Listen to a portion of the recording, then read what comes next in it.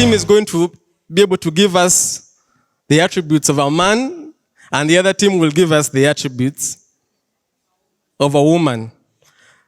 All right, so let's join in. Let's join my colleague Irene over there. How we would do it is one goes this side, one comes this side. Let's just create a line, and it will just take us just a few minutes. Yeah. You just make sure you only add one part. Don't have to draw the entire part, just one. Yeah.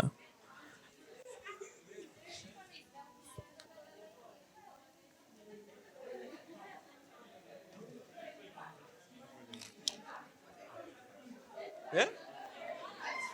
Yeah.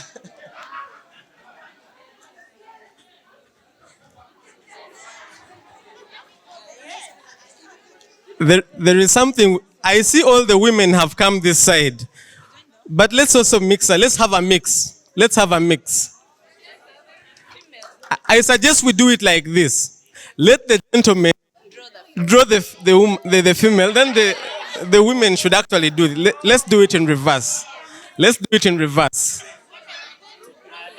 Women will draw men, then the men will draw the women.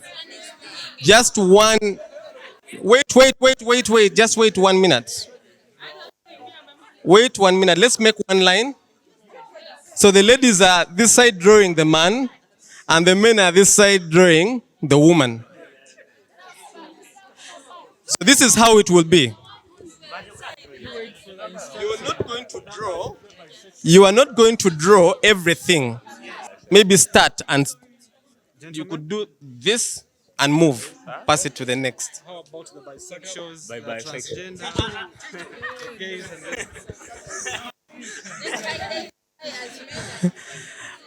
and For this particular exercise, only identify as female or male. Yes. So, excuse me, let's move a little bit back. The line is a little bit not very structured. Let's just have one line so it is very clear. Eh? You pass the marker on to the next person.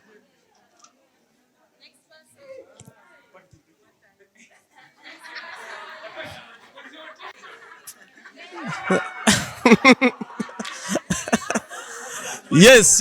Next person. Next person. Next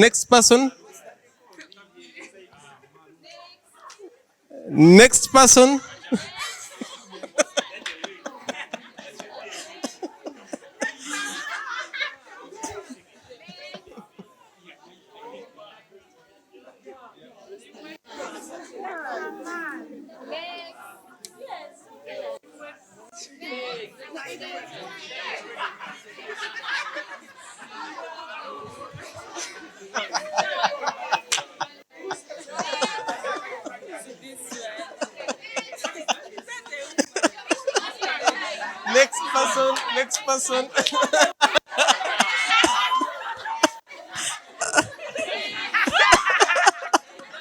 on these James. That next person.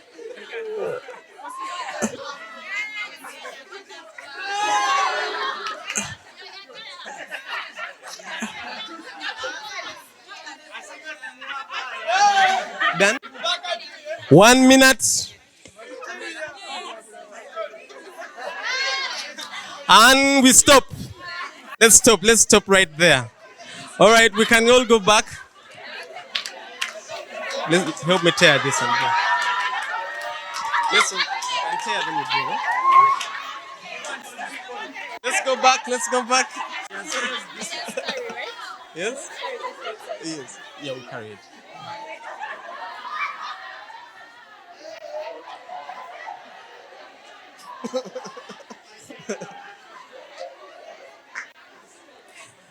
Yes, let's get back here. All right, let's just have maybe one person from this table. When you look at that, does that look like a man? It looks not a mad one. It looks like a man because, first of all, the person is having beards. the person is having a short on that symbolizes the masculinity, whatever, of the men. And that cup middle thing, their penis. Yes. Don't you have it? Now, and the face, you see the face is, at least women have that feminine face, and you see how that face is all. So. Thank you. Your name again? Thank you, Gladys. Yes. It is a real man. Yes. Even the figures, men are not so much shaped. So when I look at, yes, appearance.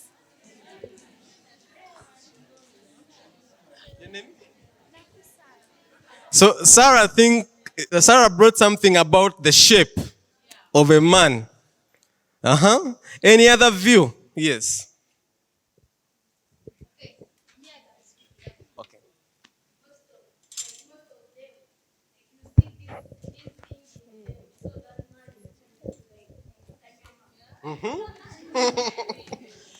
So your name is?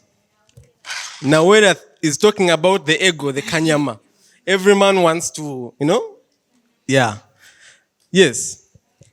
Okay, for me, if I'm to see if someone is male or female, it would be, okay, their body appearance doesn't describe it so well, but at least if you see beards and you see they don't have breasts and they're in trousers, that's a male being. Now, we've got views from the ladies in the house. But remember, you're the ones who define who this man is, isn't it? Men, do you think you are well described? Do you think this depicts who you are? What do you have to say? Yes. Let's have the microphone here. Okay. Should I go?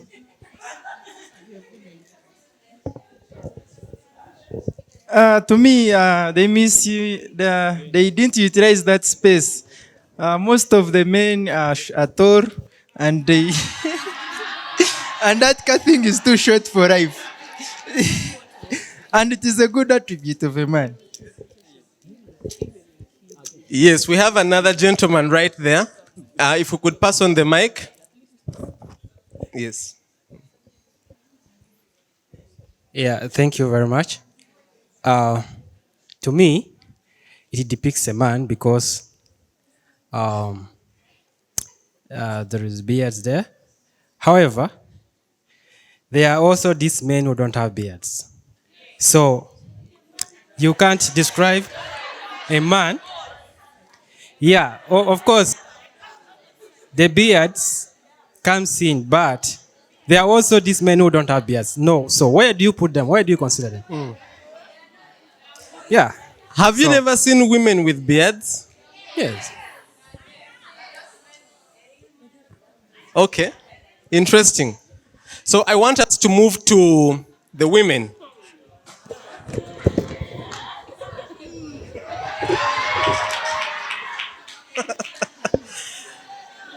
So ladies, this is how the men see you.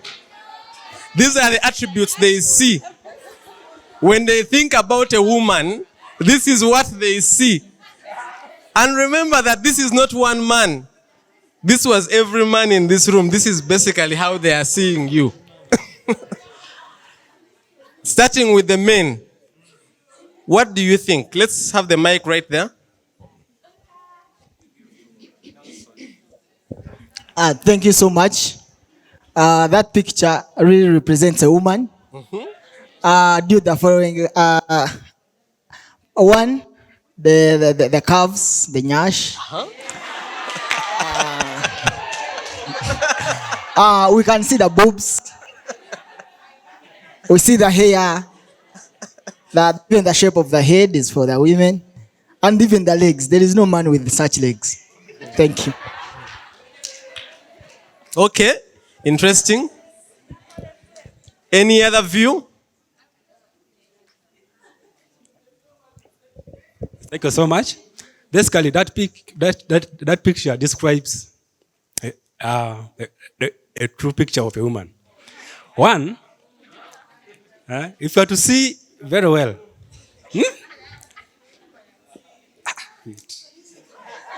relax. I see the most interesting part, the interior. The interior. The interior. Okay. The interior part. You get? It is still physically. And I see the hair. I see the curves. Just know, the picture is absolutely true. The ladies want to react. Ladies, have you been well described? No. Okay. Let's hear the last one before you start reacting. Yes. Good afternoon. Yeah, I feel like that's the true picture of a woman. As men of these days, of this generation, we no longer see the inner beauty of a woman. This is what we see in a woman. All right, let's hear from the ladies. Let's start right here. Inner beauty, men do not have microscopes. Good morning, everyone. My name is Juliet, but men. It's fine. Okay, one thing I've learned is you people just see us naked, though we are dressed. So that is how you guys see. Okay, when you compare with what we do, okay, at least we know that men do put on something. But for us, we are naked. Like even if we are dressed, you just see the naked ass.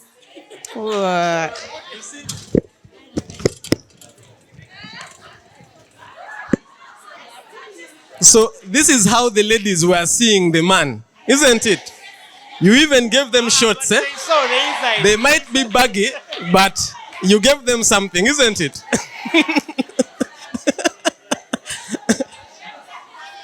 Yes. Yeah?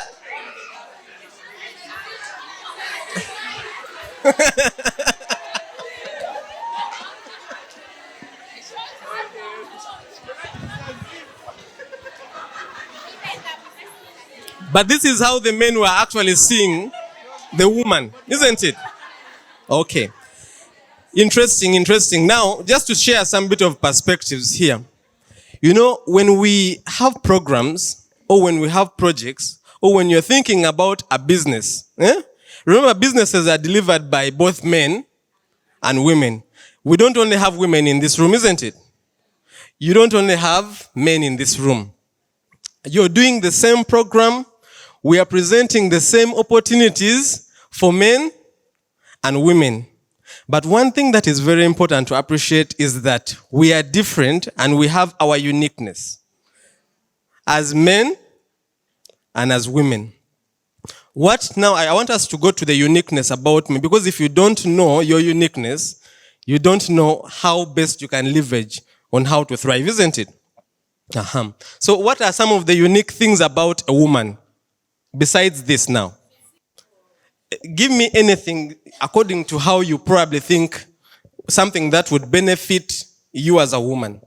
You could speak, the men as well can speak for women and the women can speak for the men. Yes. Integrity. Are you able to see integrity?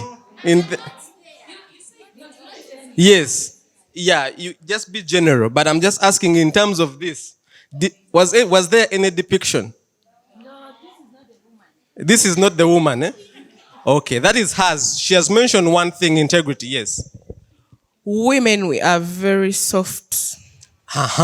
Yeah. I like the way you said it. Women, we are very soft. Yes, women are affectionate.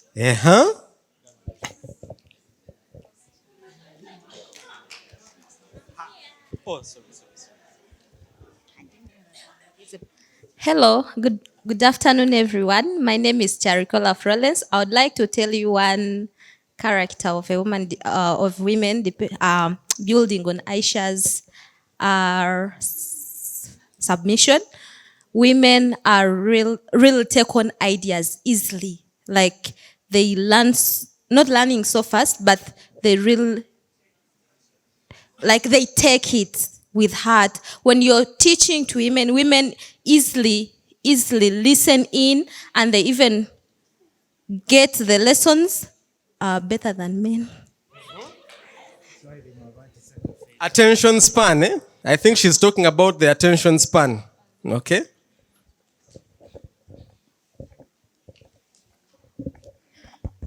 My name is Sharon Odida. When you look at both pictures, you see that the women were more creative. They had literally all the features of the man as compared to that of the men. Thank you. The women were more creative. Sure. Any mistake in art is a design. Okay. All right. My name is Joanita Nabasilia. So, to me, women are born leaders. They are multitaskers. You find a woman is a mother. She's maybe a director somewhere. She's a wife. She's a sister. She's everything. They're all over. So they're multitaskers. Mm-hmm. Hold on. Another unique attribute, women think about each and everything. For example, I can come in and then this guy always looks at me in a different way. But today, there is a way he doesn't look at me. He's looking down. I'm going to go back to my room and think, why did he look at me that way? Why didn't he look at me in the other eye? I get it. Yes. Women think.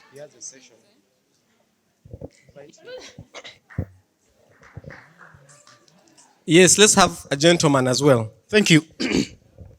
I know people don't want me to participate, but I'm also part of this team. I think the moment we went to gender, we are completely losing out. The moment we started having, because the question was simple, let's provide unique attributes that ladies might be having and men don't possess. Mm-hmm. But then, I feel like from people's submission, it's becoming so emotional. People are trying to bring... No. We are trying to start now talking about some kind of sexuality and minority setting. And we are... That is one example. That's one example. The moment you are not tolerant to somebody who's up against the ideas you're saying, it means you want to claim that what you're saying is more important than what they are saying. So I feel like if you want us to have a topic about gender and gender sensitivity, we can have that topic. Rather than dwelling away from what we are supposed to learn, because we are really learning something small. But then we are bringing in the topics on gender and sexuality, which is driving us completely to a different thing. We can all debate about this the whole day. Yeah, we can all debate about this the whole day. Because what you can do, a man can do better.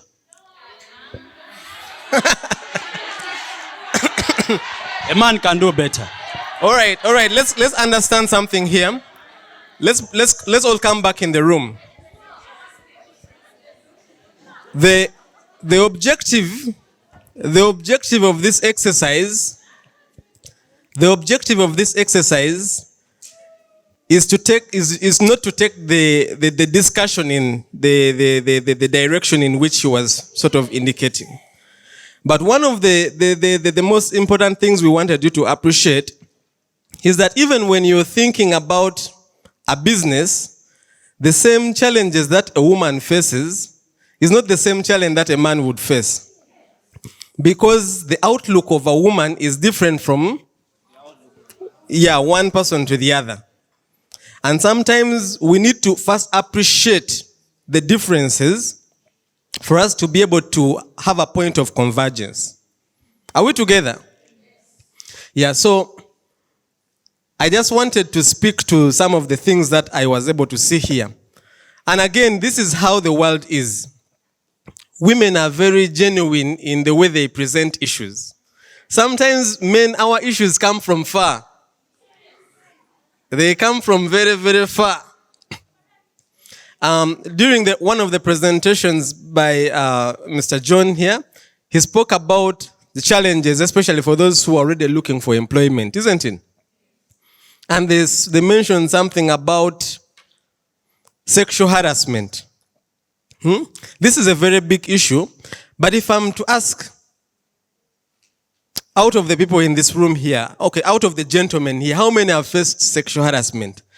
Yes, we cannot say that it has not been there. Maybe it is there, but the numbers might be lower. But when we come to the woman, these things are very real. Eh? So even in speaking about how to start and sustain a business, we need to know that the challenges a woman deals with is totally different from the challenge a man would face. And before we go into this session, I want to invite my colleague, Francis, to take us through one activity that will usher us into this segment. Francis, you're welcome.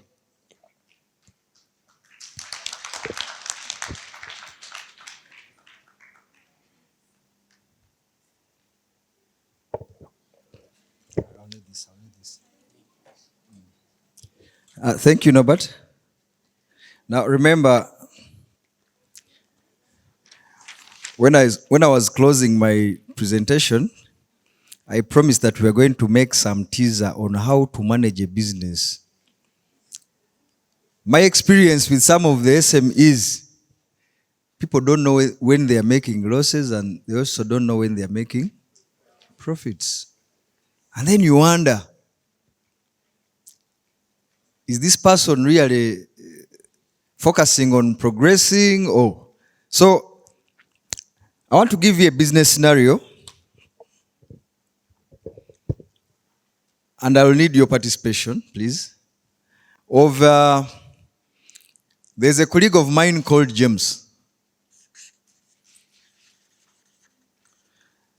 James was operating a shop selling bags, including Seco bags. Now, there came a client called Jane. I don't know. This side.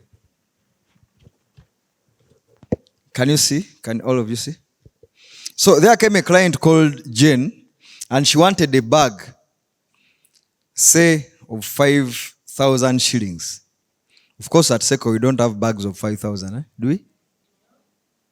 Those of you who visited, you know. So, she gave 10,000 to James, and she wanted a bag of what? 5,000. James gave her a bag, and therefore she was entitled to balance of 5,000. But now James didn't have change. So he ran to a neighbor called Fred. You wanted it to be Alan? I heard someone whispering Alan. No, it was Fred, not Alan. Please, don't change my story. So, James ran to Fred for change. He presented 10,000, a note of 10,000, and then James gave back 5,000 notes, 5 as change. So he gave 5,000 to Jane. Now later on, after like 30 minutes, after Jane had left, Fred came running to James. Man, why can you give me a chichupuli? How can you give me fake money, and yet we are all in the same business, we are neighbors and what? So this money that Jane had brought was what? Chichupuli, fake money.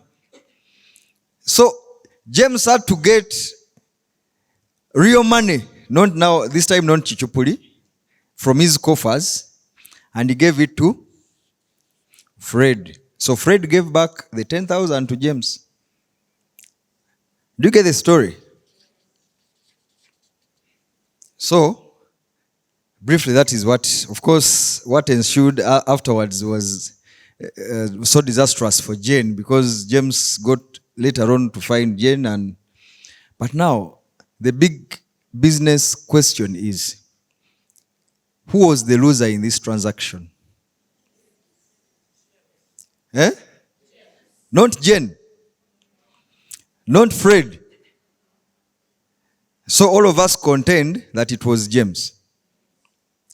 Now the other biggest question.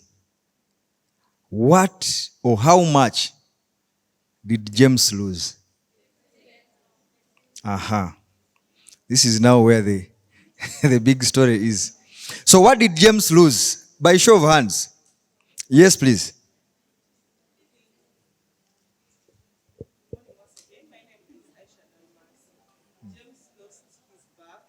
Mm-hmm. The 10K and the 5K. So in total, how much money? Let us try to monetize the loss. Yeah. How much money did James lose? 25,000. Come again? 25,000. Yeah, she's saying 25.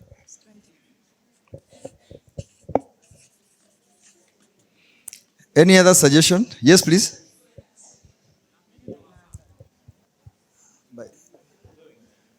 Thank you so much.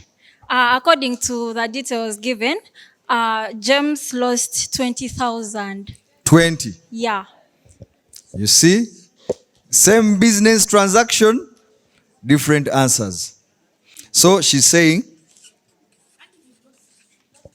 20. Any other? James lost 15,000. 15,000.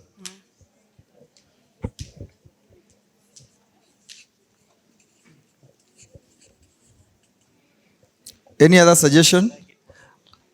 I will invite two more. Then he lost 10,000. Come again? 10. 10.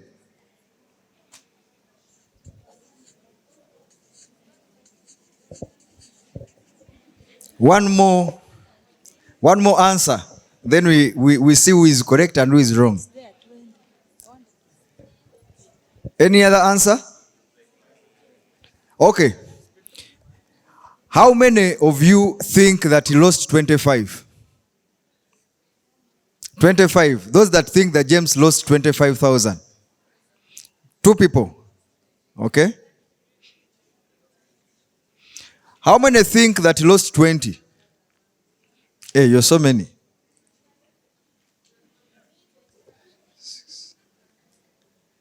Please raise up your hands properly. I want to see where the majority fall.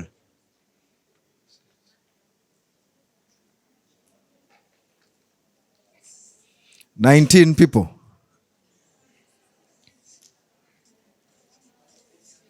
How many think that he lost 15?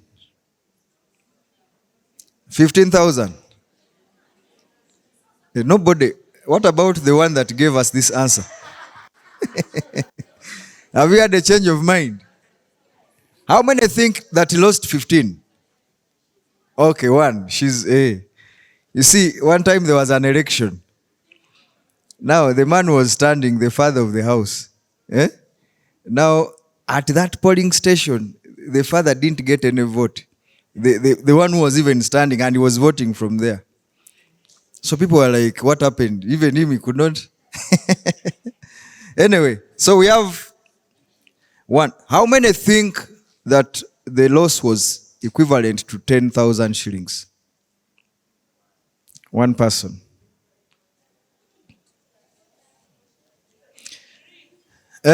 How many? By show of, please raise up your hands. The number is increasing.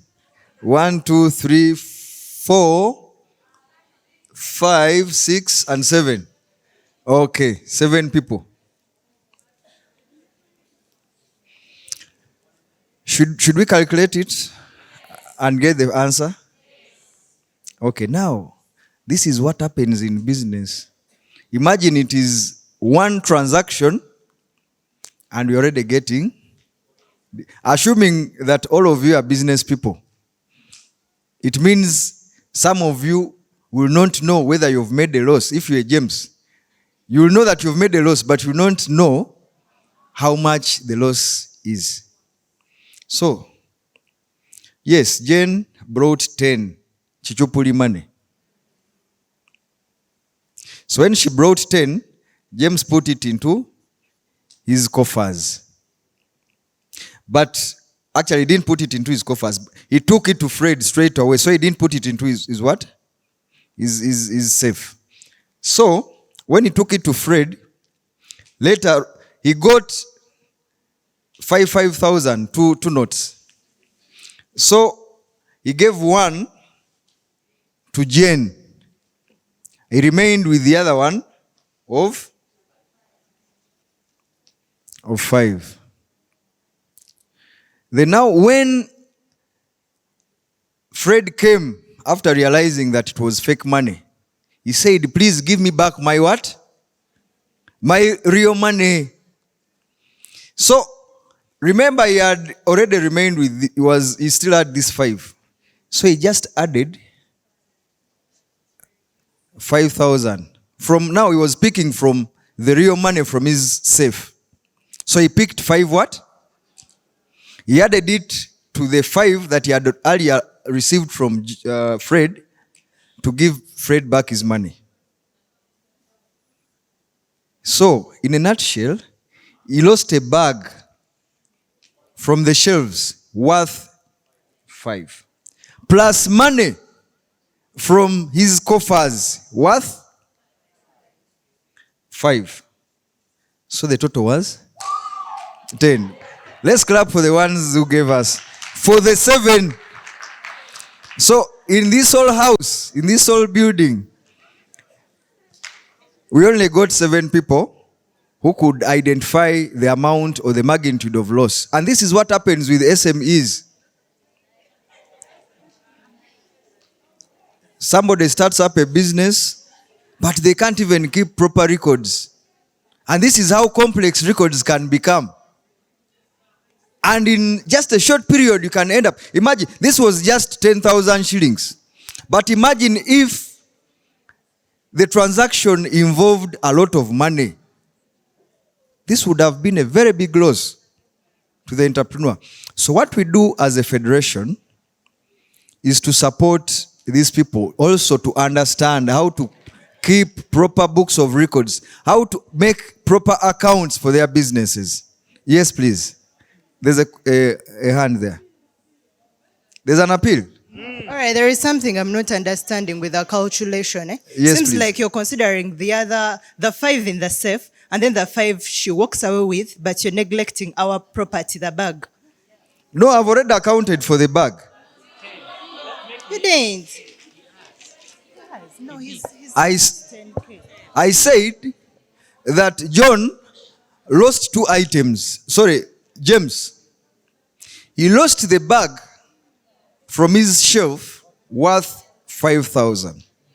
Then he also lost the 5,000 that he had to pick from his coffers to add on to these 5 that had remained after getting the change. To make it 10, and he had to give it to. So, from his account, from his coffers, he removed 5. He added it to the other 5. 5 of the money and then 5 the bag. Yes, please.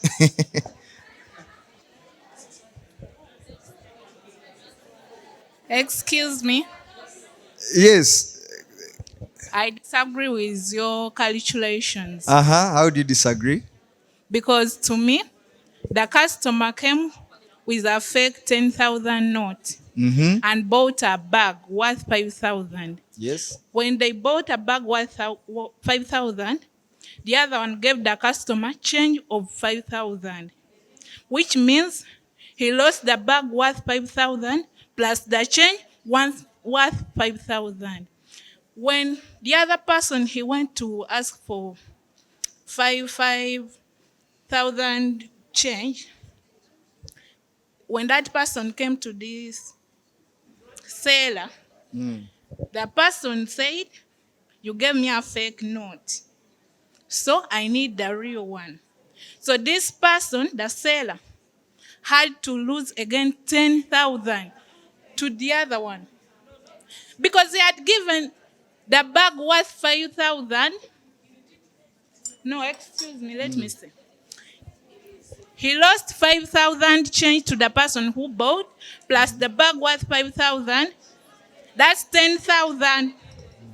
Then when this person who gave him change, the real notes came, he had to lose again 10,000.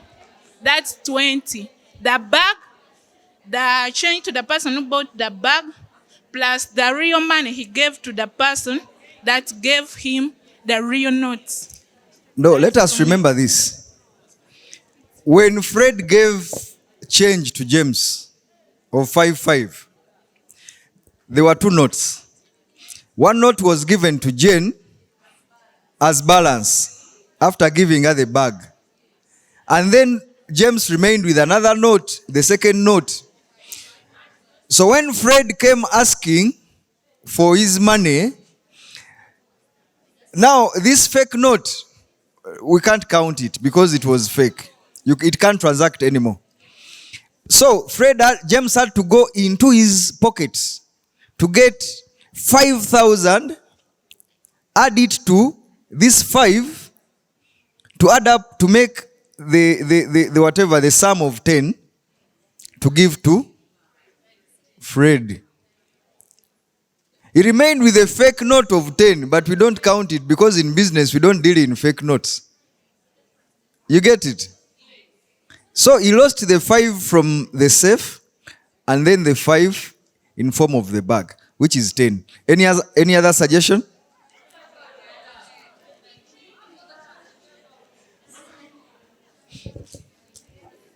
Okay, I would just like to add on his submission. So we are imagining that maybe the loss James made was just the 5,000 he gave as balance and the bag. Because the 5,000 he gave to the lady as the balance, it's the money he picked from that drawer. So it's only that 5,000 plus the bag, making it 10,000. Exactly. So are we at par? There are minority reports here. Yes, you can give her one last chance and then we proceed. So you can see how tricky managing a business can become. You get it? You make a loss, but you don't know how much loss you've made. Okay, thank you so much. I would like to make it clear, like the way I've understood it. Assume Fred, the person who had 5,500, like the one who gave out change. So assume Fred didn't realize it was fake, and then the other one remained with his 5,000 and the lady Jane took the bag. That means the person who would have made a loss is Fred, and a loss of 10,000. So that's the money that they lost. Yeah. So now Fred was shrewd enough to find out that he lost his 10,000. So he had to bring it back. So picking it from who? From the other guy. So the loss was now transferred to James. As simple as that. Can we have this as our homework, please? Can we? Maybe we shall do it later on, no, but we shall come to that. We have that session. Yeah, we shall do that in the afternoon, Yes, we shall. Then, can I get just 2 volunteers, 2 people? Quickly, 2 volunteers. Now we are going to handle mathematical issues, I can see now people have gone back.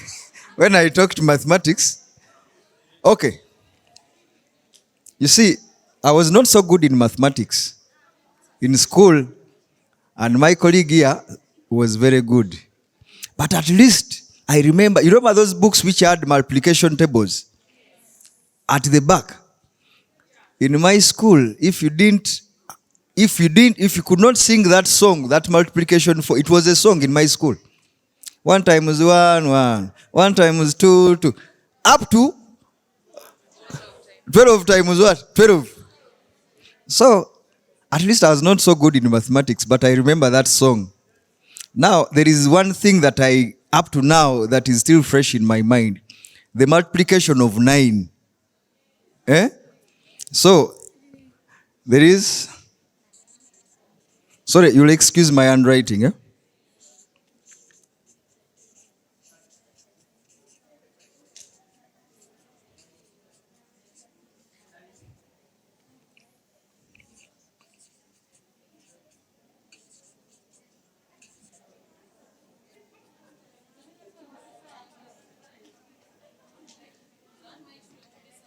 You see, we have Kasazos here. Just of it, giving us answers.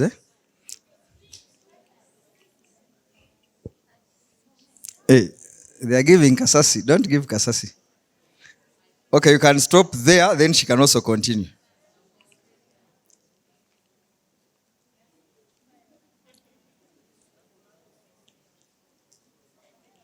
We don't have to think.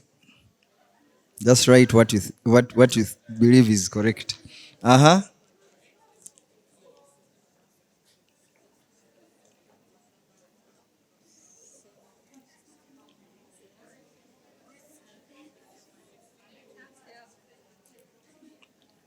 Hey, what is the last? Can you assist? Okay. You can take back your seats. Can we clap for them? Okay. Are the answers correct? Let us tick one by one. Is it correct? Eh? 9 by 3?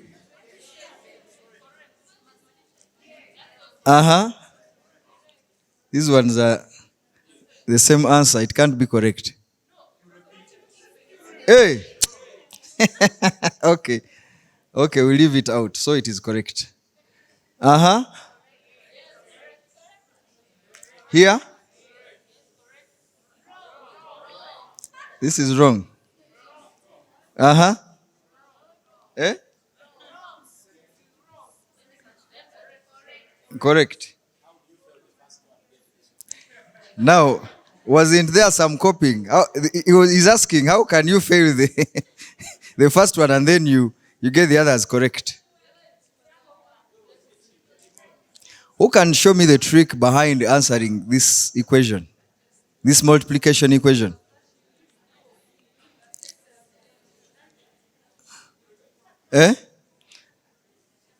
Now, for me, do you know what I used to do in class? When it came to the 9s, those multiplication questions, when it came to 9 times what?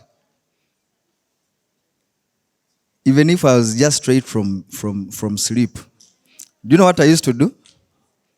I just used to put 1, 2, 3, 4, 5, 6, 7, 8. Then I start from down. 1, 2, 3, 4, 5, 6, 7. That is how I managed to pass mathematics. So thank you so much. But now, why am I giving you this? In business, we have to be so much familiar with these figures. You not manage a business if you fear figures.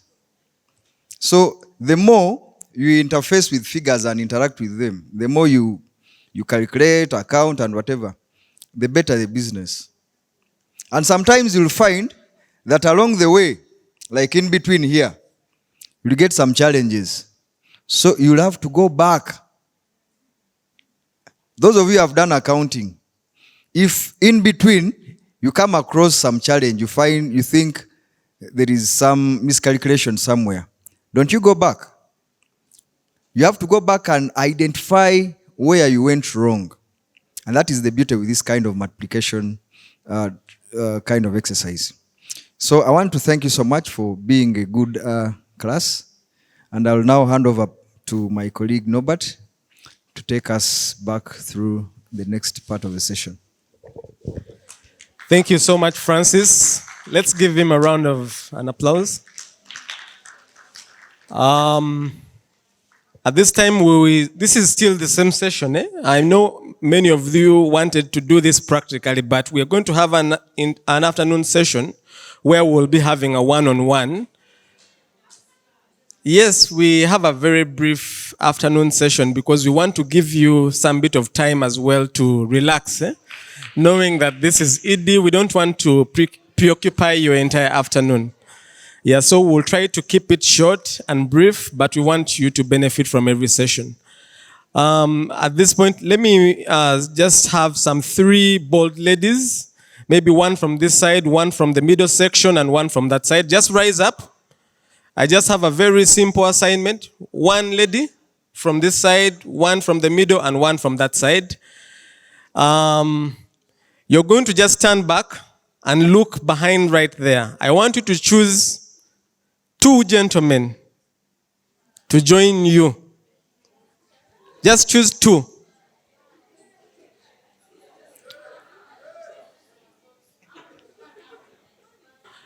Are we done? If you have identified your people, I want us to move this side. The rest of us, we are going to just turn. Please join me this side. Join me with your team this side.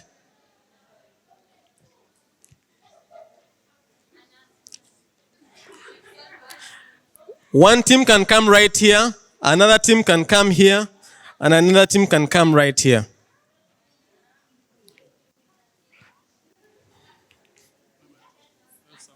Yeah, we need 3. Yeah.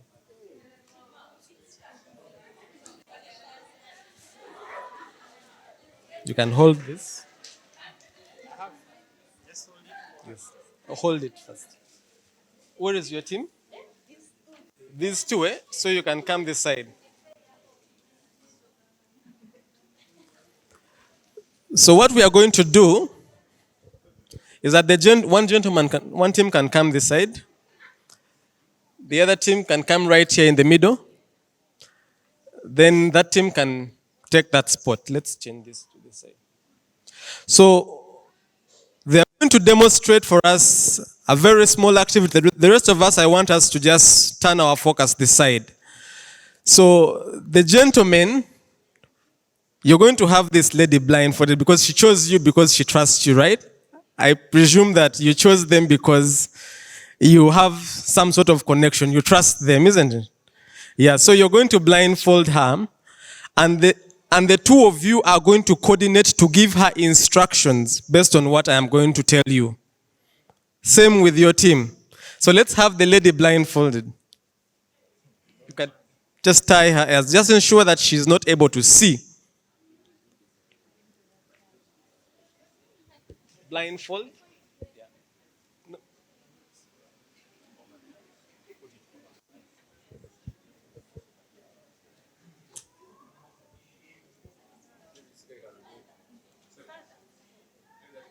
Yeah, this. Let's remove this.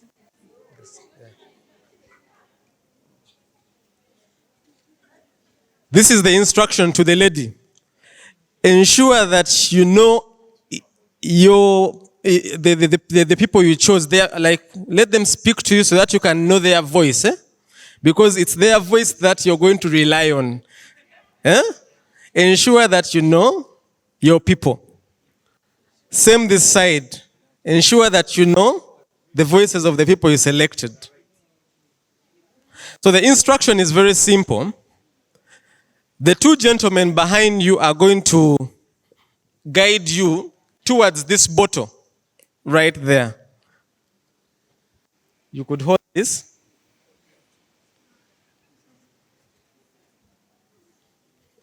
Now, remember that you're going to coordinate to guide her towards that bottle, right? Yeah. So lay your strategies very well on how you're going to coordinate.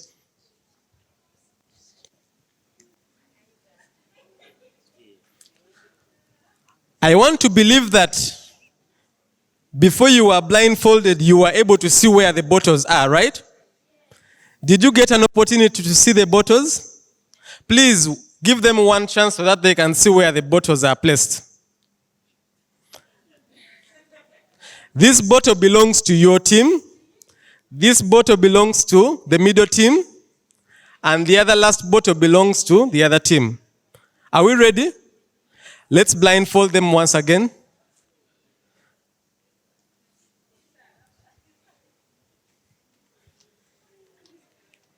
Just hold it for me. Hold it.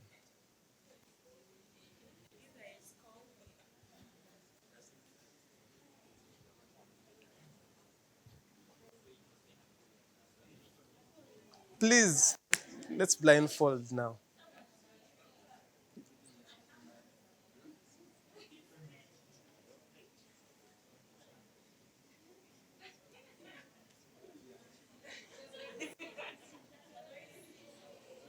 It's okay. Let me do a check. Let me be the electoral commission here. Yeah, let me be the Yawakama.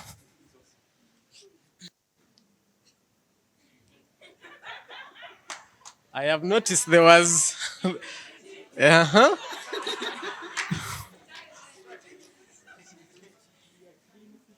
Uh-huh. Okay.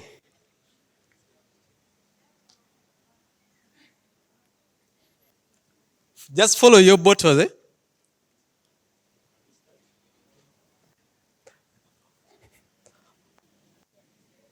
Okay. So, please let them move towards the bottle as you direct them where the bottle is. The first team to win, the first team to hit the bottle wins the game, eh? All right, let's go. You, excuse me. Wait.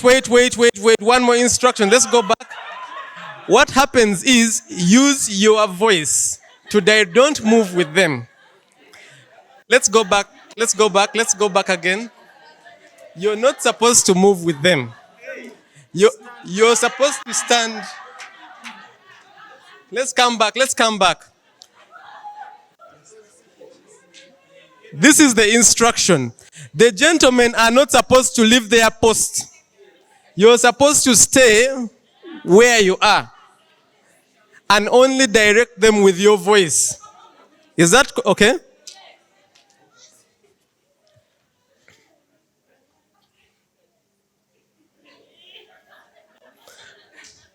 All right, let's go.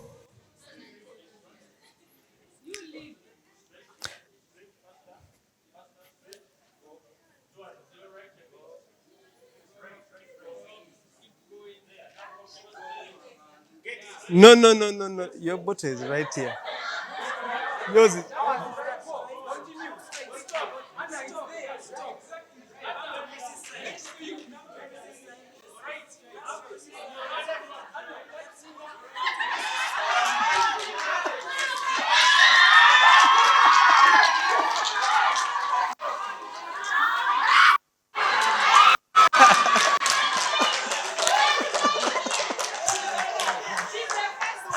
So we have, your name is? This is the first team, followed by the middle team. Then we have this team. All right, please join me up here. Join me on stage.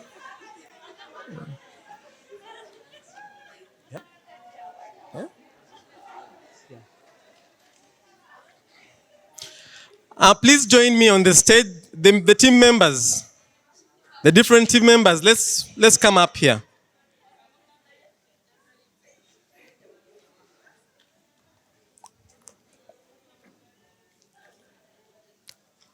First of all, I want us to appreciate them with a hand clap. They've done really well. Let me start with the ladies. How was it?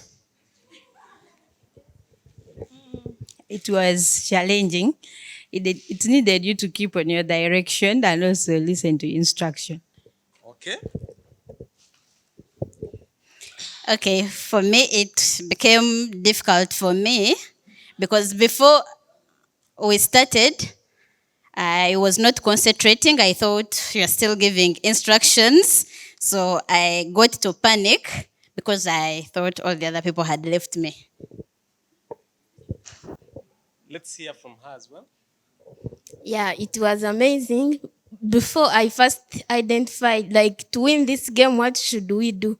I told them, use right, forward. Don't tell me, move like that, move like that. No, you give me a clear direction.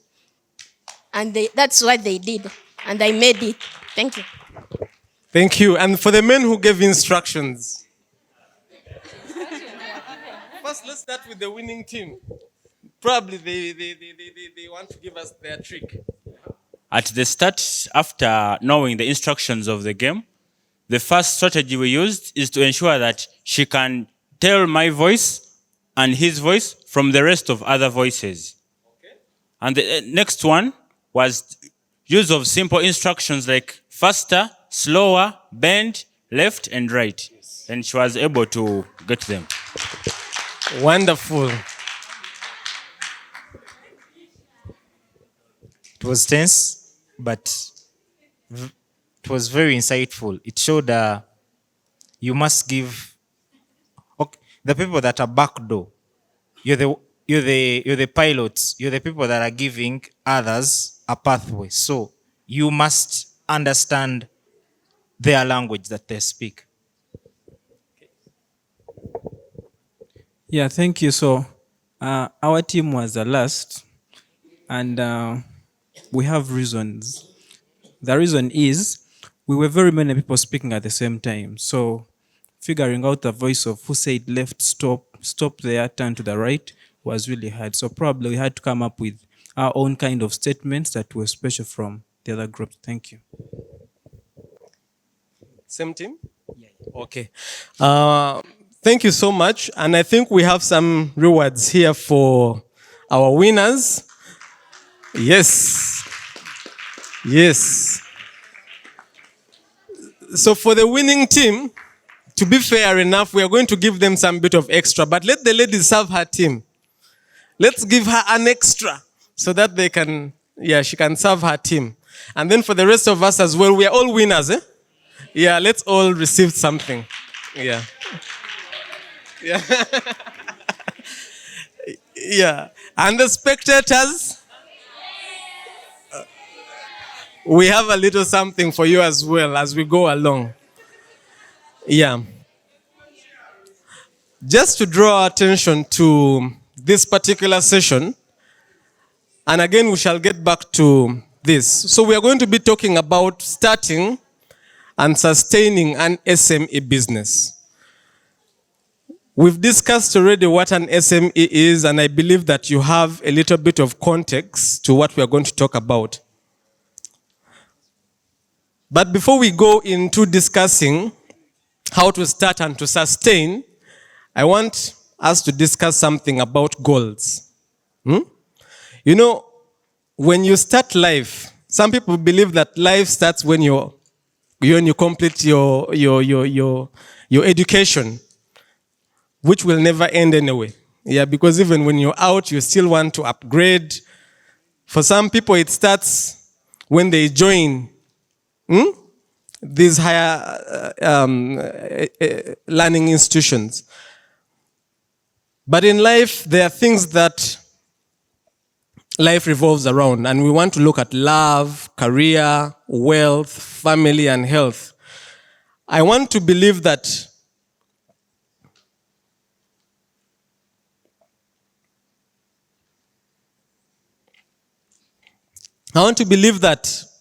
you have picked something from this illustration that we've just seen. This team help us. The bottles were basically the goals. Then the instructors were the voices. Then there was you, who is sort of setting this goal. At the beginning, I gave an opportunity for you to be able to see the goal, isn't it? And you could clearly see it because you know that, well, I'm a few meters, the bottle is right in front of me. I have to just walk a little bit straight. But what we have to understand that in life, goals actually change, isn't it? The same goals you started with 2020, because every year people would write down goals and you would say, I'm going to achieve this. But by the end of the year, you find that the goalpost has changed. Why? Why does this happen? Who can tell us why this happens? Because literally all of you joined, probably you did the course you did because of some goal in life, isn't it? But now as you're finishing, these goals are changing. Why do you think this happens? Yes. Because life presents new challenges every day. Uh-huh.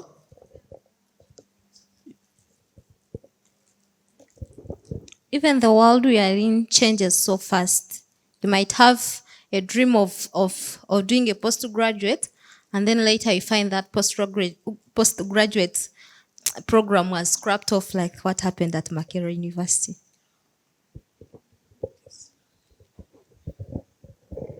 The friends we meet along the way. Like self-discovery is one of the key things that can make you and change your goal. You may realize that you entered with something, then on the way you discover another something that you are good at. Well, there must be another opportunity behind your career, and you want to exploit it.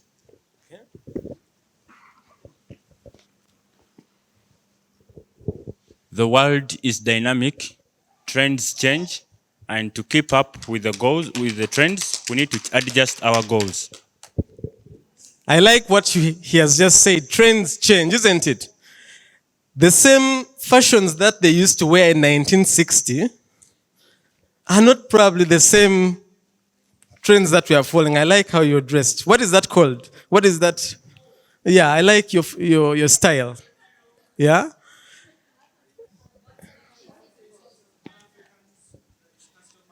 An African suit that is customized. You need to be a little bit bold to dress like that, isn't it? Yeah, I like it. So basically, something about goals. These goals keep changing.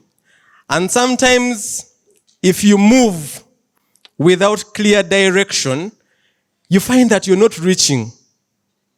Do you know that there are people who graduated like 10 years ago and they haven't yet found their purpose?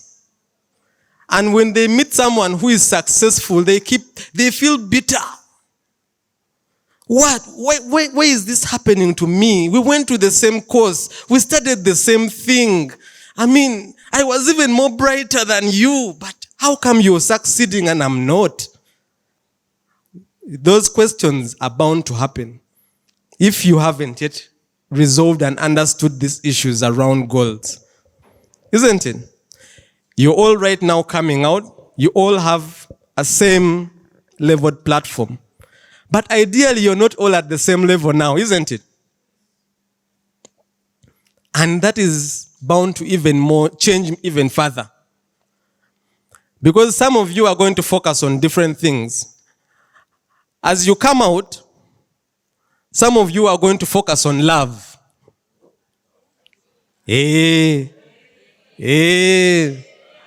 Yes. That even when we talk about business, for you, your focus is on love. There are big issues there to resolve. But I'm not a love counselor, so I won't go there. And some of you are going to focus on family because you probably came to this opportunity, you studied, but you were already the provider of sorts in that family. Maybe you are heading a family already. And family is going to be your goal. You're seeing that? For some of you, health is going to be key. Because maybe you've had some limitations already because of your health. That even when they tell you there is this job that we have in Kabong, you can do it very well, but it requires you to ride. And you're the only one who has the qualifications to take it, but then they tell you, riding, dust, village, my health, sincerely, no. There must be another way. You're seeing how you're making a decision. But it is your number one goal in life is still on the issues of health. Then you have something on wealth. That for you, even when an opportunity gives you more than money, because there is more beyond money. But many of you are going to be blinded sometimes by just money. Do you know that there are certain jobs you will go for, and it will not be about the money, but about the opportunities, the doors it can open for you? There are stories of very successful entrepreneurs. Some of them allowed to be exploited for a season simply because they need to learn to be able to thrive when the opportunity presents itself. Do your research. Look at Google, Facebook, Twitter, and some of these projects even start from Africa here and end up that side. Then the real owners of these projects are not actually the real initiators. You know that very well, isn't it? They start from small, they come and then they basically not look at the money, the wealth aspect, but they look at, I need to get clear this idea. I need to get, how does this thing really works? You mean before Jumia, before Safe Border, before Uber, people were not thinking? Why did it take so long for it to come? And when it came, you mean now after they started these things, people are no longer going to start new things? Exactly. It's because of goals. And sometimes when you focus so much on just wealth, the money aspect, you miss the big point, isn't it? Because your number one question, when I tell you, so and so, come and do something for me, you will say, how much are you paying me? And you know that one question can either close a door or open a door. And that's the mistake that many people who are transitioning make. You know, my boss one day told us a story. I think the rest of my colleagues here are familiar with that story. That before he actually started work, he worked for someone for over, how many years? Was it 2 years? Without pay. Without pay for 2 years. And they would keep promising him, but for some reason, he would keep there because he really wanted to learn. And this person here actually also was intentionally doing it to test him for the real opportunity. Then when the opportunity came after the 2 years, this person set him up for the biggest job he had even never imagined. You can imagine you are just right from campus. You are looking to sort of spread your wings and fly. Because that's how you people, you spread your wings and fly, and immediately you start finding that you're at the back foot. You're not earning money, but you're doing a lot, you're working, you're required, and you're not earning.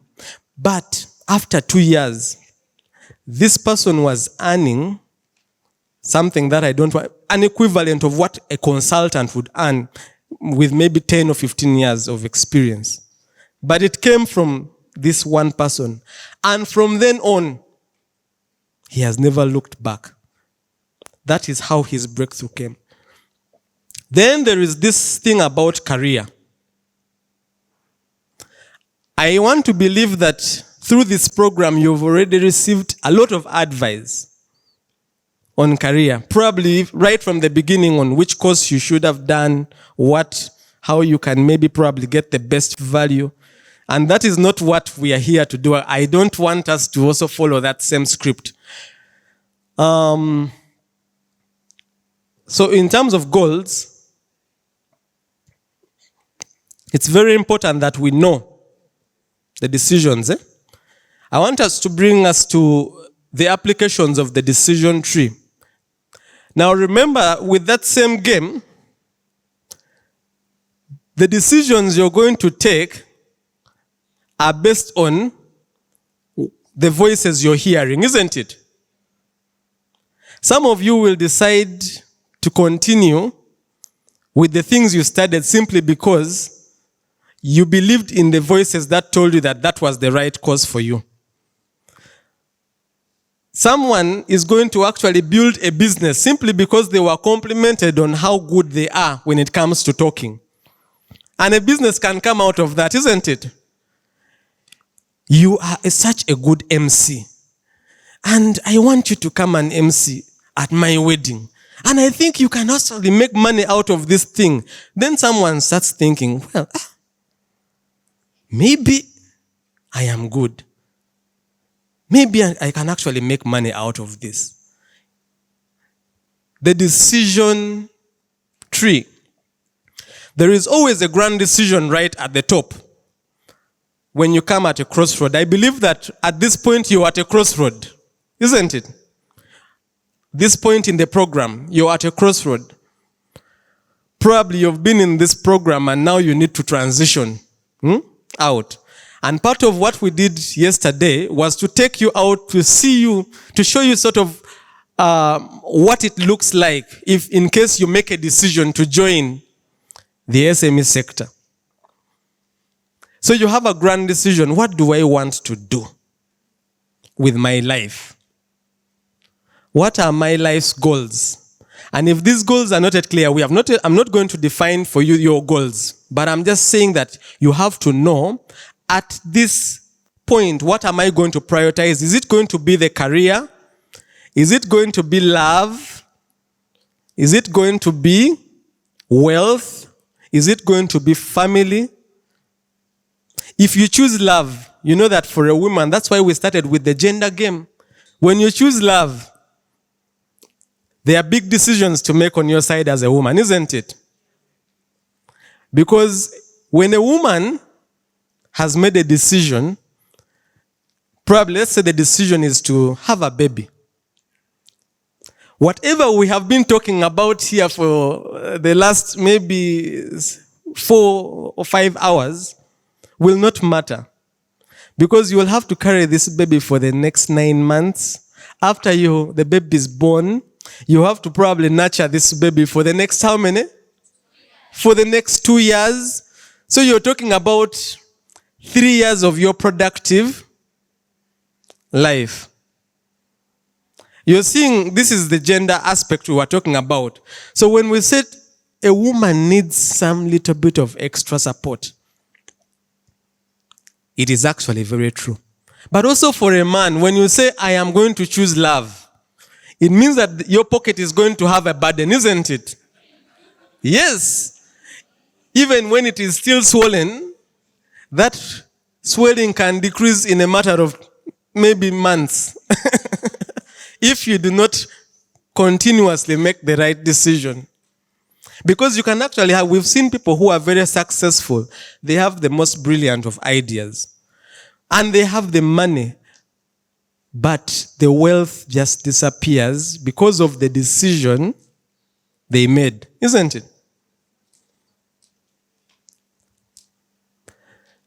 The first decision leads you to different options. For example, right now, you studied a profession, isn't it? Probably you can choose to become employed. Or you can choose to start a business, go into self-employment, start an SME. All these decisions have their benefits. With that, I want to say that those are the branches now. The crossroad is the major decision to do something with your life. So you're going to set your life's goals based on what I gave you. Either family, career, wealth.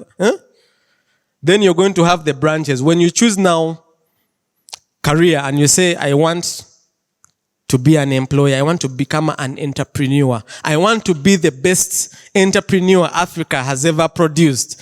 Sometimes if your goal does not scare you, then it's not really good enough. Your goal must actually scare you. And that is something about us Africans. We set too small goals. Like, the goals are really very minute.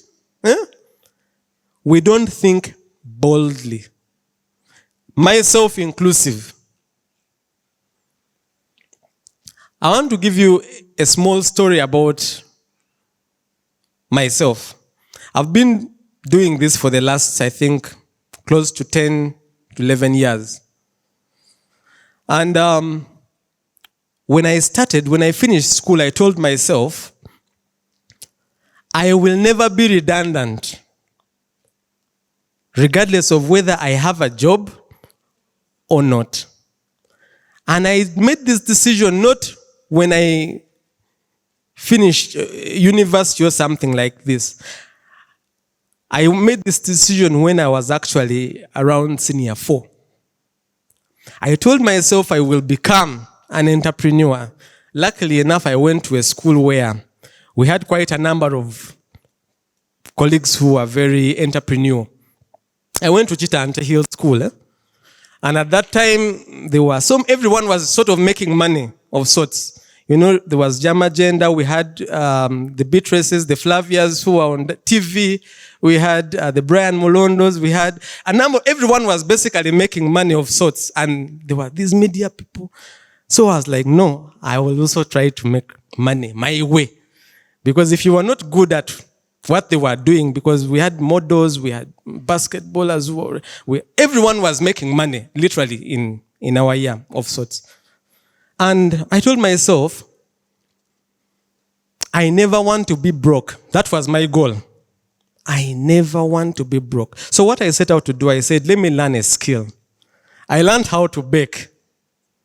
I learned how to bake. As I was in school, I made sure I made connections with I had only like 5 schools, but these were very big schools. And I would make these small things, the daddies, confectionaries, and small cakes at that level. And every single day, I would actually have money in my pocket. But the disadvantage was that I had to wake up at 4 every day. And it taught me something about entrepreneurship. The good thing is that I was seeing the results. By the time I got to like senior 6, entering university, this business had actually grown. It had grown. But my decision was, I never want to be in a situation where I am broke. It's not that I lacked. I never lacked. And at home, at one point, they were like, why are you doing this? You have everything. Why? But I'm like, I just want to provide for myself. It was a decision I made. And it has actually helped me to date. That at one point, I told myself now, to survive in any part of the world, all I need is 200,000 shillings. Because that's what I started with. 200,000 shillings. One school, and eventually I saved. It was a crude business. Don't imagine that it was a very well-structured business. No. I was using things in the home kitchen. I would buy small things, but what I learned is that I present well because I'm a very good salesperson. I learned how to market very well. So when I was presenting it to the people they would totally see a real business. But in my cottage sort of space, I knew the process. It's important for you to have that fundamental goal that you want to achieve. Many of you are here, you've attended this program, but you still don't have a clear picture of where you want to see your life. I might be wrong, but I might also be correct. You're just here because you got the opportunity. You're here because you're enjoying the moment. But remember that when you go in your quiet space, That is where it all matters. Because there will come a time where you will meet each other after 5, 10 years. Then you will remember the opportunity you had to think about your life objectively. The benefits. I want to come to the benefits. The benefits are like the leaves. That is now what people see. People will never know about the decisions you have made, isn't it? But they will definitely see the outcomes of your decision. When I was also very brilliant. This is not to boast. I was brilliant, but at time my family wanted me to do a course in industrial and organizational psychology.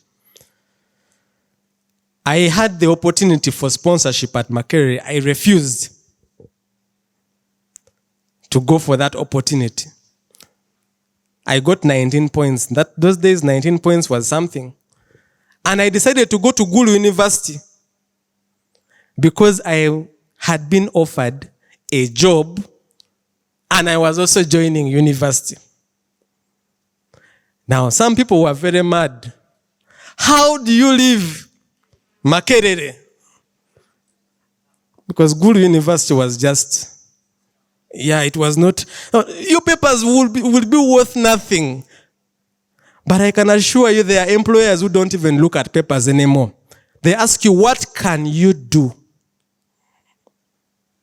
What do you bring to us? What is the value?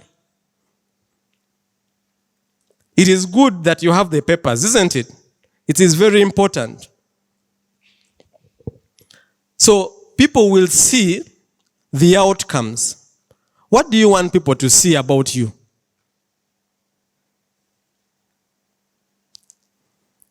These are some of the questions we are going to reflect on. What do you want people to see about you? Because the goal is yours to set. The outcomes is for the world to see. Are we together? Silence can mean two things. Either you are over-understanding or I am over-talking.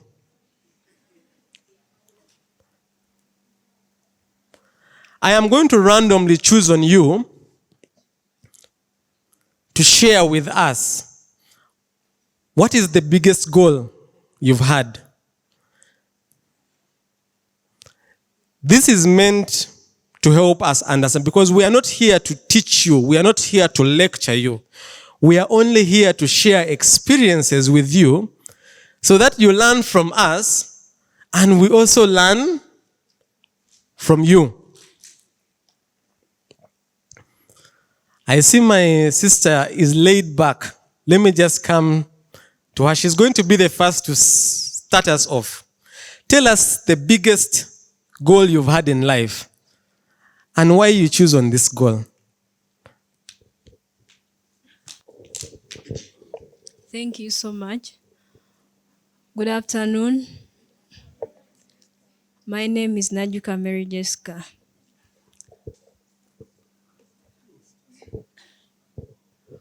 Okay, at first when I grew up, I always admired business ladies. And I could tell myself, I want to be a businesswoman. So what I did, the moment I joined university, I loved doing what? Shopping, ladies' clothes. So immediately after there, I went to town and I went to Owino actually. I started my small business with around 50,000. I started bringing ladies' sweaters. And when the first COVID came, my business was no more. So because I had a dream and I had a goal for it, I didn't stop from there. I continued. And then after COVID,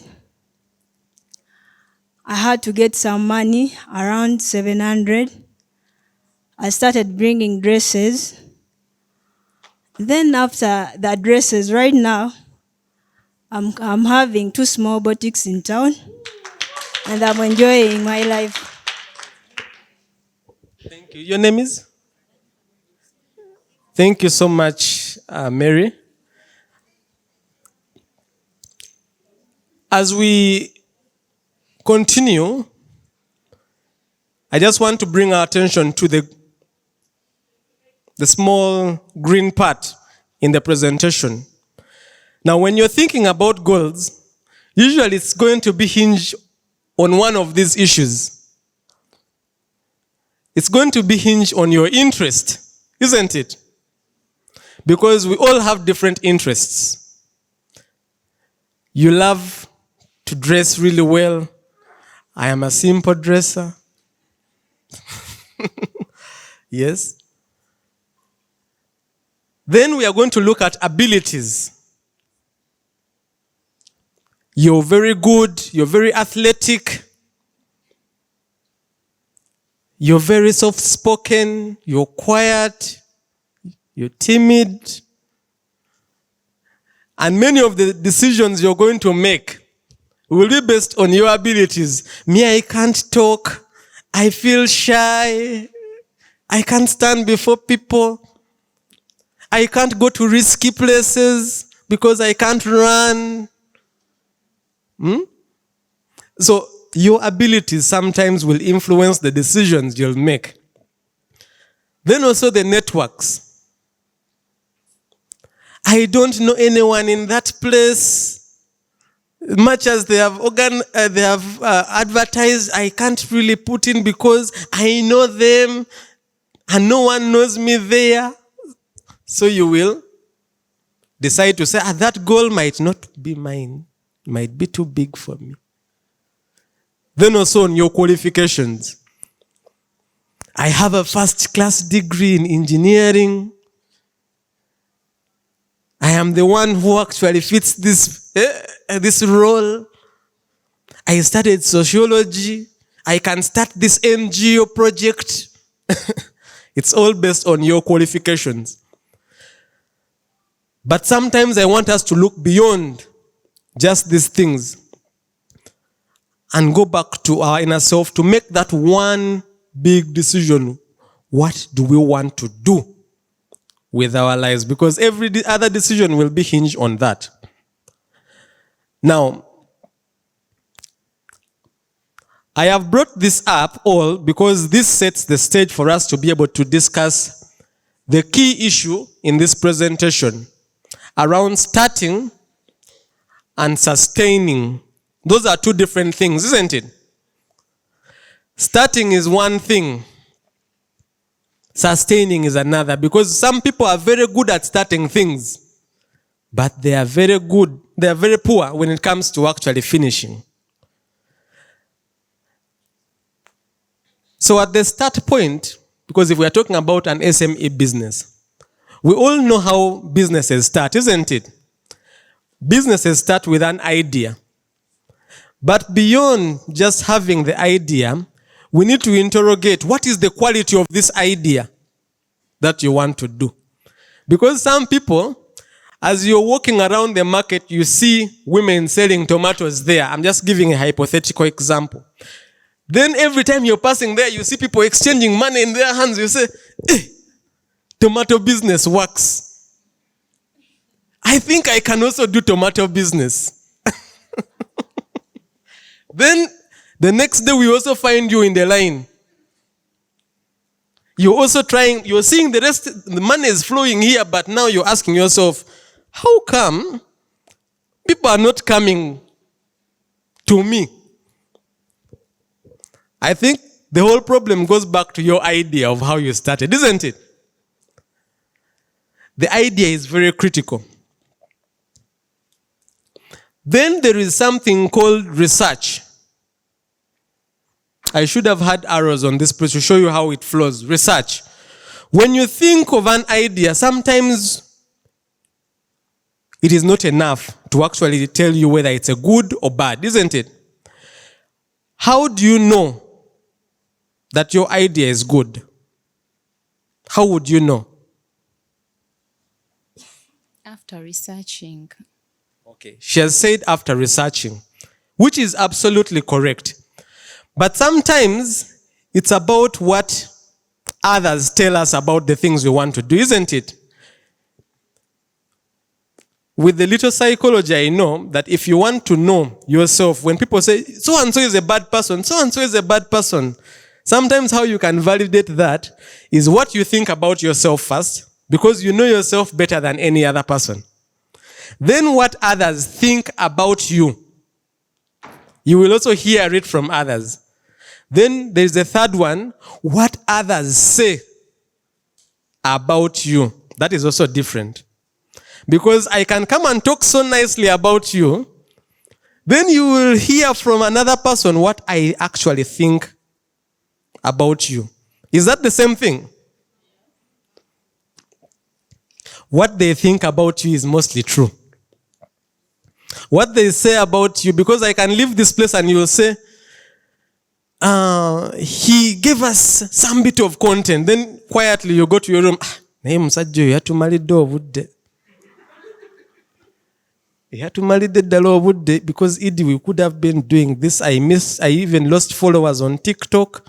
Yeah, you get it? And that is the actual thing that you should have actually said about this. So what others think, what others say, and what you actually think about yourself is what goes on into the research. Because with research, you're only trying to get into people's head to know what they think about what you're actually trying to do. That is the whole point of research. Research is not you just coming, this is what I'm doing, give me some bit of responses. No, it goes beyond that. That's why you see, I'm not very tech savvy, but you find companies like Google, right now there is a lot of investment in data, isn't it? They are trying to see what is his buying pattern. Does he buy from Gucci or which other brand? Louis Vuitton, Gucci, yeah. So they want to know, yes. They are trying to get into this research. How do these people buy and how can we better target them? How can we get money from them? Research is very critical. Then there is something called investment. Now, in small business, anything that you put your money to should be an investment. Because resources are very limited, isn't it? You don't have a lot of money to just first probably splash around there just for spending. Every single coin you put out must be in form of investment. So know exactly what you want to put money to. Now, with investment is that anything you put money to should be able to bring that money back. That is a very important aspect. That also has a session on its own, which we will not go into at this point. Then there is the main part at the point of the starting point, which is focus. The goal. I want to draw your attention back. You see it, you don't see it, but you remain focused on searching for it.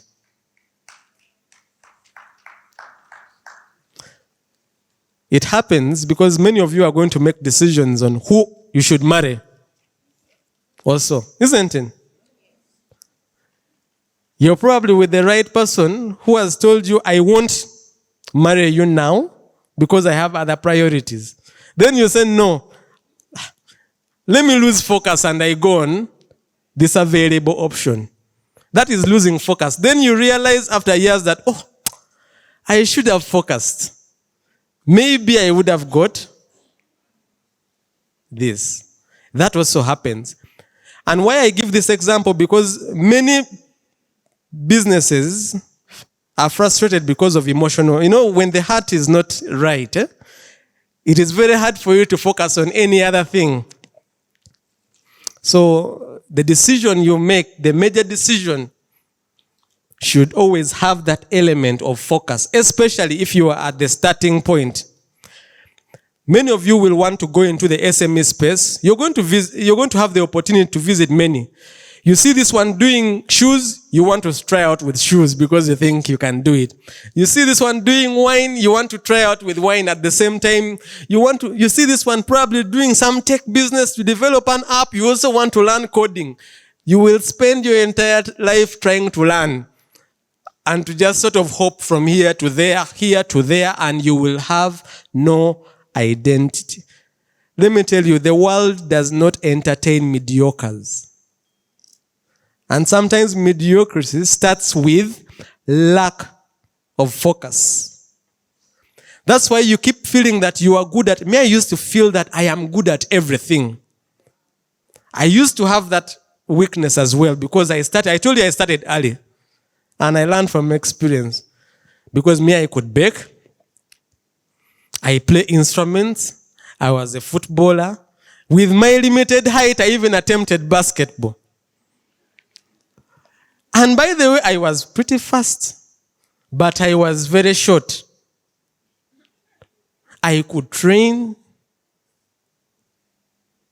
I did a number of things. But I realized that with all those many things, you can actually not be known for anything, for any of them. But if you decided to focus on one or two things and really do these other three processes well, you are able to start something that everyone will sort of pay attention to.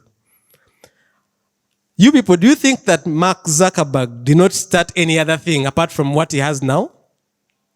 But right now, if you Googled Mark Zuckerberg, probably the only thing you would know about him is Facebook.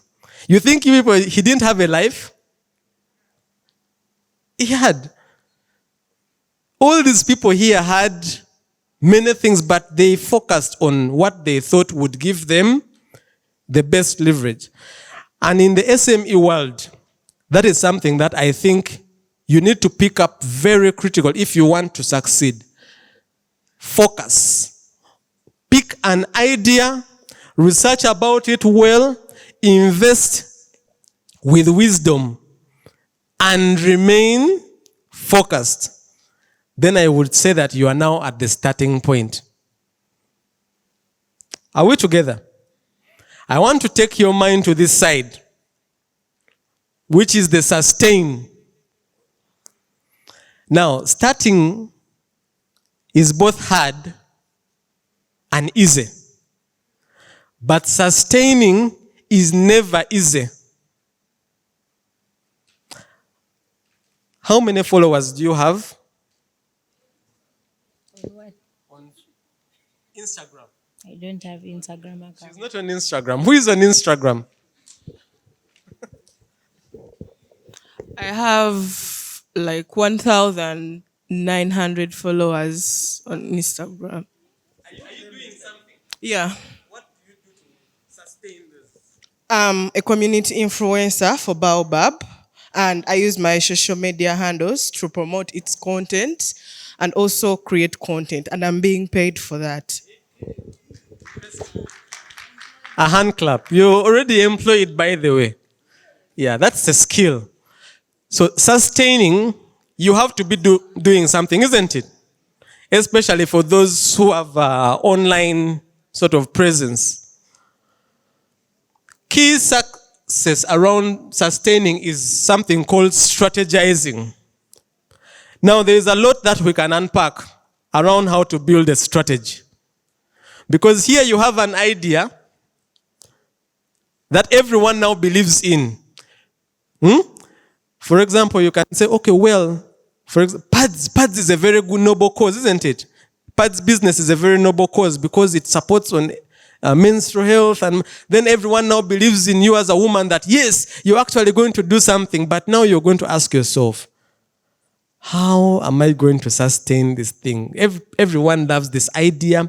I've researched about it. I now know how to make it. I've invested in a couple of things. I'm now doing the actual product. I am very focused. But how am I going to keep these things? Because one, when someone comes to a shop. Imagine you have a shop. For those people in town, or in even the retail shops, and buys from you the first time, in your mind, you already want to make sure that you retain the customer, isn't it? There are things you're going to strategize on. Am I going to increase more stock? Am I going to speak to them well? Am I going to always make them feel welcome? All those are strategies. But sometimes as an SME, you don't document well these strategies. You don't have a clear business plan. You don't have a clear marketing plan. You don't have an engagement plan for your different segments that you want to target. And because if you lack strategy, you're definitely not going to be able to sustain those customers who keep coming to your business. The other is integrity. Integrity, integrity, integrity. I mentioned it during the gender issues here. There are people who will relate with you simply because they knew someone who knew you. Do you know that? Oh, this is the daughter of so and so and so. Yes. I remember him. He helped me. He was a trustworthy man. Let the daughter come.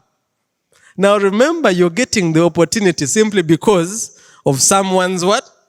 How they knew the other person. They even don't know you, but how they knew the other person. People always remember the things you do to them.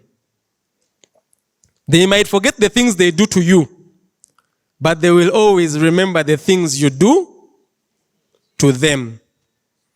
You cheat people because you think it is the easiest thing to do. You devalue people. Yesterday with the team that we visited, we talked about having value for everyone, especially in the SME world. Because SMEs are very skeptical people. He underlooked me because he thought I am not learned. Like there are people we visit and they have gone to, some of them have masters, bachelors, but he will come dressed simple. Then say, hey, nakawala kanjoze bambi, eyo diro ngenda jibajjako. Then he walks away. Then for you think he has not really been serious. Go to Chikubo here. I gave an example of Chikubo. They are men who have billions and billions of... You will never imagine the money they have and the property. But when you look at the guy, you might even... Mama Jangonzo... You will jeer. But you never know that if you had built a relationship with that one person, you would have actually been able to... So the other is learning. Continuously learn. This is an opportunity for us to learn. It might not be a classroom setting, but I want to believe that out of the million things we are saying, you're actually picking something, you're learning. And this learning is not going to stop. You're going to have learning in the field, learning in your own business with the people you're going to interact with, the people you're going to employ, with the people who are going to employ you. Learning never stops. Learning is very critical. Then the most important is the Gamba Nogu. Network. You need to continuously build this network. You know, when I was in school, I understood why some parents would take their children, even to like schools like Budo, even when they can't afford it. And by the way, it works. It does. A Gayaza student or former alumni will always be seen that this person here went to a certain school. You can tell by that. I can clearly point out some people here who are Giza. I know they might be there, but let me keep it. But yeah, you can tell they are always very graceful. There is a way it adds something to you. And let me tell you, the way you present yourself is the attraction you create for. And these networks here help you to get into the right mind state. Yeah. They help you to get into the right mind state. I am coming to a close, but I want to close with this as well, the pitfalls, just quickly. Now, we've talked about how to start, how to sustain, but also you need to know how to avoid these pitfalls, because many of you are going to start some bit of businesses. I want to start with the most important, which I think is planning. So not taking time to plan. For you always, you're going to think it's about party after party. In business, there is nothing like party after party. Because there are times when you have to seclude yourself with your team and plan. Very important. The next is forgetting to set goals for your startup. These goals here should be very simple. This month, I want to make sure at least I reach 20 customers. And I'm going to reach them on social media. I'm going to physically visit the offices of 10 people. Just set small goals for your business and see. I want to produce 20 products and I want to make sure that by the end of the week, they are all sold. That's a simple goal, isn't it? It might not be as grand as one that maybe befits a big company, but for your small startup, someone says, even I'm making G-nuts. You say, I'm going to make G-nuts. I'm going to learn how I can add value to these G-nuts that I'm doing, and I'm going to change the packaging. I'm going to maybe merge a few things, and I'm going to sell this kind of quantities. Goals are very important. The other mistake is thinking that you can do it yourself. I told you, because you think you're good enough, because you think you can manage, you can do it all. Now, with the SME sector, you can never be. That's why you find that many of them start as a single member company. Then when the money starts growing, they grow and then they evolve. Now, when you are an entrepreneur, just know that you need an ecosystem. These people you're with, this is part of your ecosystem. As a matter of fact, when you are going your separate ways, I would make sure that I have everyone's single contact, because these are also potential people who are going to support you. You're all at the same age and you can easily support each other. 20 years from now, someone could be the MD of Umeme here, and maybe you're looking for a procurement deal and they are the person who says, no. That one, yes, take him through the procurement process, but I trust his work. I know, I studied with him. You're seeing that. But some of you will totally cut connections. This guy is here. We are all at the same level. I don't want anything to do with. Don't cut connections. Remain with that ecosystem. The other is playing it safe. You got from the story from Bella, from Ice Pop, how they started, because in their decision, in their grand decision, these people were not badly off, but they took a risk. And SME, by default, you should know that there are certain risks you should be willing to take. So playing it safe all the time will not get you what you want. You have your 500K, you want to start, but you say, if I spend it, I might not get again. Then you keep the 500K, 1 year goes, 2 years, 3 years, 4 years, then you bring out now at the 5th year, when that 500K can only buy G-nuts. It can no longer invest in the idea you have. That happens to many people. They say, I am going to work so hard. I'm going to be employed and I'm going to save to start a business. By the time you have saved that money, can no longer start the idea you want. It happens to people. Those people who go to Dubai, some of them, they go and they work so hard, then they say, I'm coming back to Uganda to invest. Then you find in Uganda, where you left, where they were renting a shop at 200, now the shop is worth 800. You can no longer afford it. So don't play safe all the time. The other thing is overspending or underspending. Business intuition, the more you learn, you will realize that you need to know how to manage that. Because this is managed based on knowledge, based on statistics, and based on the value you're going to get. Because you need some bit of time to understand, am I overspending? Am I underspending? And these decisions are also important.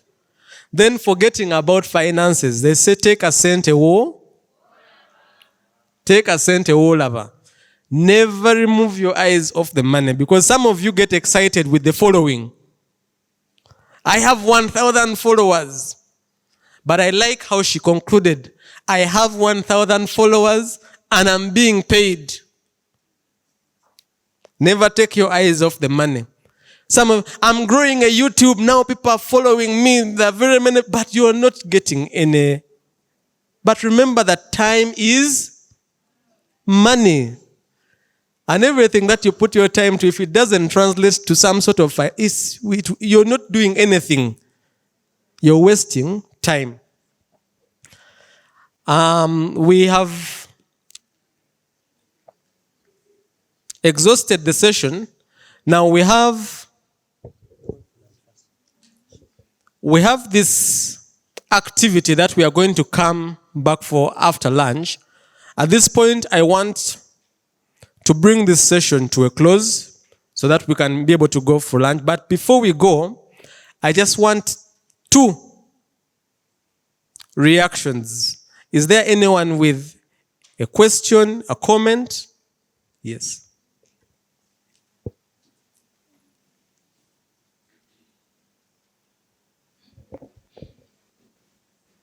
Thank you so much. My question was actually directed to Mr. Francis. Yeah. So in the morning session, you talked about registering our small businesses with FSME. Yeah. So am I allowed to register my business even before like making it legal, like maybe registering it with Uganda Revenue Authority, I think. Yeah. So can FSME allow me to register my business under it before actually legalizing it?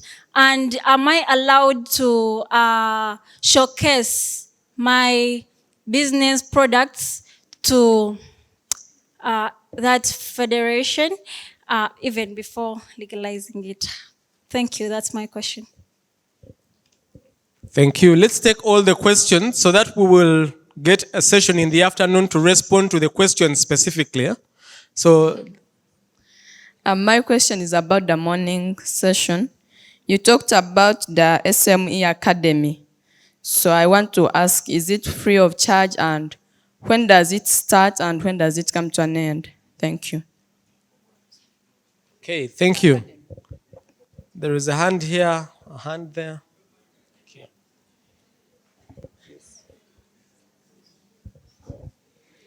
Okay, you talked of like we cannot do maybe 2 things at a go. We need to chase one thing. And then, like me, I have my career goal and then I have my social goal. So does it mean I have to forego one so that I become better in the other one?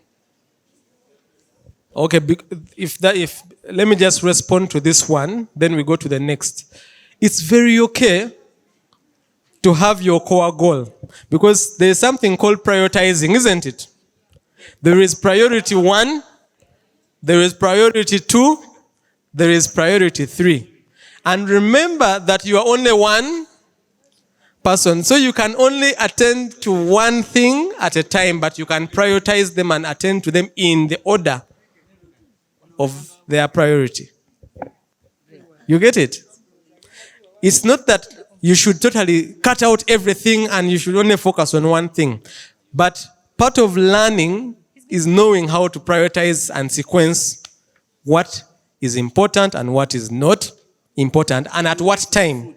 For example, I gave you an example. Marriage is good because at one point we know we all have to get married. Or some people might choose not to. It's important, isn't it? But when is the question? We know that studying is good, but overstudying, that you keep hopping from course to course to course to course, to a certain point it loses meaning, isn't it? So knowing when to study what is important. Some of you studied engineering, but even when you've come out and you've maybe now gone into employment, you're going to figure out that, oh, I need actually a business course. And you will go back and study a business course. That, at that time, is very relevant. Knowing priority is important. Yeah. Thank you so much.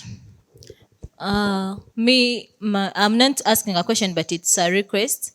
From the first presenter that presented in the morning, he talked about UIA, Uganda Investment Authority, that most of us have ventures. For example, I'm talking on behalf of some social ventures here.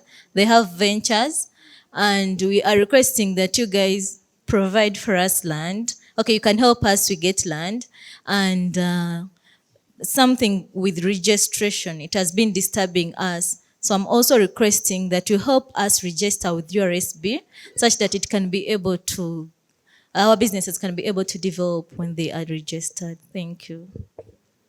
Thank you so much. Good afternoon, everyone. I am Tumsima Immaculate. Actually, mine is a comment. I remember when I started, I had an idea of starting a business. It was easier. It came easier for me to think about it and also to start. But now the biggest challenge is on sustaining the business. Because when I started the business, I was so excited that now I have attained what I wanted to. But realize that if you are not so calculative enough, if you really do not involve yourself in the business, it's not going to mature. Because if you realize that every day this is how much I do make, and these are the profits I have at the end of the month, and make sure that your spending is within the profits that you make, you will eat the capital. That is it. So sustaining, you really make sure that you make strategies each and every day. How am I going to make sure that my business is succeeding, it's continuing? Thank you so much. Thank you for that comment. Let's have the last question, then we will. And then I will pray for lunch. Okay, you will pray for lunch. Okay, so I would like you to repeat this for me. You said time is money. And there is that gentleman you told us he was working but not earning. The same applies to some of us. We do work and work is seen, but we are not paid. Another thing, I'm an entrepreneur. I have a small venture and I have a product already. I'm aiming at producing in tons. So is there any way how you can help me export my product, and how can I join you? Yeah, how can I join you? Thank you. Thank you for those wonderful questions. We have taken note, and we are going to have at least a session to be able to respond to them. Let me have my brother right there to pray for our lunch. Okay, thank you so much. My name is Ambrose Ngobi. We want to thank the Federation of SMEs in Uganda for this grand presentation. So let's humble ourselves and we pray. Mighty loving Father, we want to thank you so much for this wonderful day, and we thank you for the blessing of food. As we march out, we ask of your blessings in the mighty name of Jesus Christ. Amen.